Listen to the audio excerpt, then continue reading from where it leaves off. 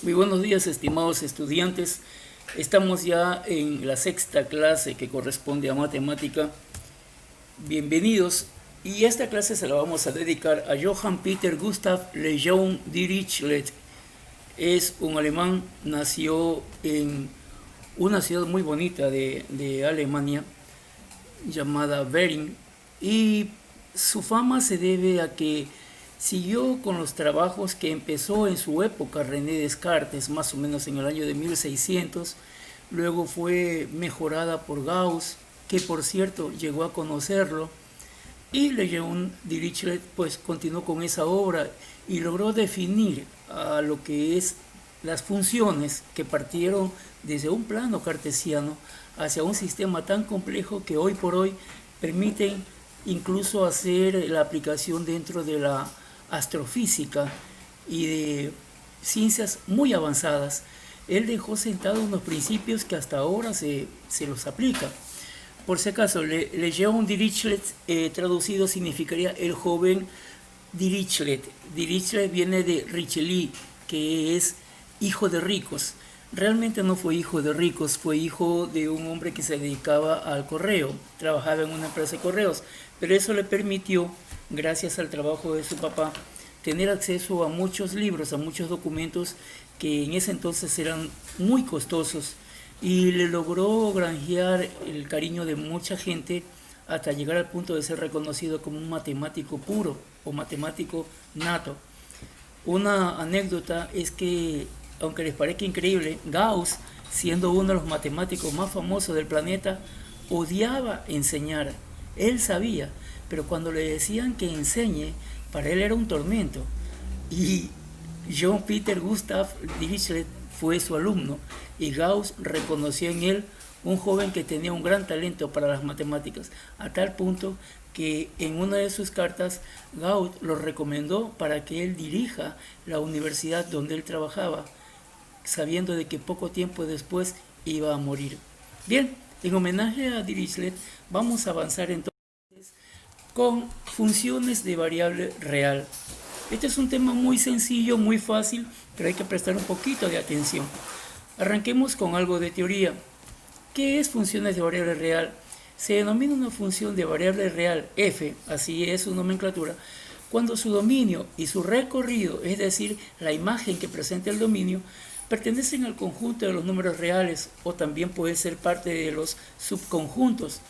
Se representa por y igual f de x. Se leería y igual función de x.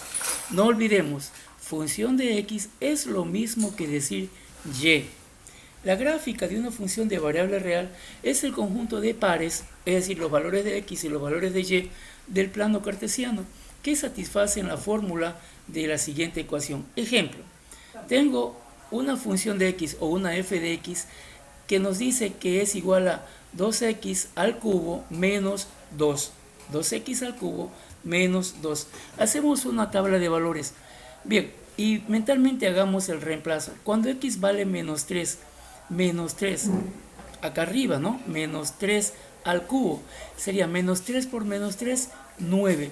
Por menos 3, menos 27. Por 2, menos 54. Menos 54, menos 2, menos 56. Así que cuando x vale menos 3, y vale menos 56. Ahora si ponemos el valor de menos 2, nuevamente x vale menos 2. Menos 2 al cubo. Menos 2 por menos 2, menos 4 positivo. Por menos 2 sería menos 8. Por 2, menos 16. Menos 16 menos este 2, que es un término independiente, queda menos 18. Aquí hay un truquito, chicos, para el asunto de los signos. Cuando el exponente es impar, se conserva el signo. Por ejemplo, en este caso, menos 1, su respuesta sería menos 1. Cuando el exponente es impar, se conserva el signo. Cuando el exponente es par, cambia de signo. Ese es el truco. ¿Ya? Aquí quedaría menos 1 por 2, menos 2. Con este menos 2, suma de negativos, nos sale menos 4. La más fácil, cuando vale 0. Si x vale 0, pues todo se anula, ¿no? 0 al cubo, 0. Por 2, 0. Su respuesta es menos 2. Ustedes pueden ir calculando el resto si desean, pero la gráfica, que es lo que nos interesa, va a salir este tipo de sinusoide. Es decir, una curva que se desdobla justo en el cruce con el eje Y. Se desdobla, es decir, se invierte. Esta es una sinusoide propia de las ecuaciones cúbicas. ¿Dónde voy a explicar esto? De que si se dan cuenta se cumple el concepto de una función. El dominio y su recorrido pertenecen a los números reales. Aquí no hay ningún número irreal. Recuérdese la teoría de los números. Números irreales son aquellos números también conocidos como complejos. Por ejemplo, el valor de pi, la raíz de 2, que son números muy difíciles inclusive porque no tienen un rango, un periodo que los identifique. Son números irreales. Avancemos. ¿Cuál es el método que se utiliza para identificar una función? La forma más sencilla, miren esto que es facilísimo. La forma más sencilla para determinar si una gráfica representa o no a una función es sencillamente trazando una línea vertical sobre la gráfica. Si esa línea toca la gráfica en un solo punto, entonces sí es función. Ejemplo, aquí tengo la gráfica de hace un momento. Voy a dibujar una línea, la línea roja. La línea roja solo debe tocar un punto de la gráfica. Si así lo hace, entonces sí es función. Atentos. Ahí va nuestra línea y efectivamente en su recorrido va tocando exclusivamente un punto. Va a pasar por segunda ocasión y miren, toca un solo punto de la gráfica. Por tanto, esa gráfica sí representa una función. Si toca más de un punto, entonces ya no es función. Bien, ¿cómo se halla la monotonía de una función? ¿Qué es monótono? Algo que se repite, ¿ya? En este caso, hay dos clases de monotonía. Ejemplo, cuando la función asciende, cuando la función es creciente. Matemáticamente, y es igual a f de x y sería creciente siempre y cuando el valor de x1 sea menor que el valor de x2. Esta es una expresión matemática. Gráficamente es más sencillo de comprenderlo. Miren, tenemos una curva. Recordemos siempre que nosotros leemos de izquierda a derecha. No se olviden, todos los habitantes del planeta, salvo los chinos, que tienen otra forma de escritura, leemos de izquierda a derecha. Si leemos de izquierda a derecha, aquí encontramos x1. Póngale el número que desea. Y al costado derecho, de acuerdo a la recta numérica, tendríamos x2, que es un valor mayor que x1. Por tanto, x1 es menor que x2. Si se cumple esa condición, la función es creciente. ¿Ok? Vamos ahora a ver el otro tipo de monotonía. ¿Qué pasa cuando la función es decreciente? Matemáticamente se expresa que y es igual a f de x y sería decreciente siempre y cuando la función de x1 sea menor que x2. ¿Cómo? ¿Es lo mismo? No, no es lo mismo.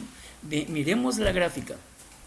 Nuevamente tenemos en la parte inferior, es decir, en el eje de las abscisas, x1 al costado izquierdo y x2 al costado derecho, tal cual como indica la recta numérica. Ahora miren el codominio, es decir, el rango. x1 se asocia con el f de x1 y x2 se asocia con el f de x2. Es decir, el punto en y para x1 es fx1 y el punto en y para x2 es f de x2. Atento a esto, x1 es menor a x2, ¿sí o no? Y acá miren, x1, la función de x1, por ende, también es menor a la función de x2. ¿Ok? Si eso se cumple, la función es decreciente. Es decir, la función desciende de y lo más alto, infinito, positivo, hasta tocar o casi tocar, como en este caso, el valor de 0, es decir, el eje de las x. ¿Qué es paridad de una función? Paridad viene de par. Una función es par si satisface la condición que f de menos x es igual a f de x para cualquier valor que le asignemos a x. Para ser más honesto, esta función se cumple prácticamente en todas las ecuaciones cuadráticas o ecuaciones de segundo grado. ¿Por qué? Porque si usted se acuerda, la gráfica de una ecuación de segundo grado es una parábola, es decir, una curva que no es cerrada, una curva abierta. Aquí tenemos un ejemplo, miren, f de x es igual a x cuadrado más 3. X cuadrado es una función cuadrática más un valor adicional de 3. Y aquí está su gráfica. Como se dan cuenta, es una parábola y se cumple la condición. Miren al costado izquierdo, menos x1 y al costado derecho x1. Si se dan cuenta, el mismo valor desde el 0 hacia x1 es el mismo valor desde 0 hacia el x1. Tanto para x1, para menos x1 es el mismo valor. A propósito, miren bien esta gráfica que ya mismo veremos que es simetría. ¿Ya? Vayan anticipando eso. Vamos a ver qué pasa o qué necesitamos para que una función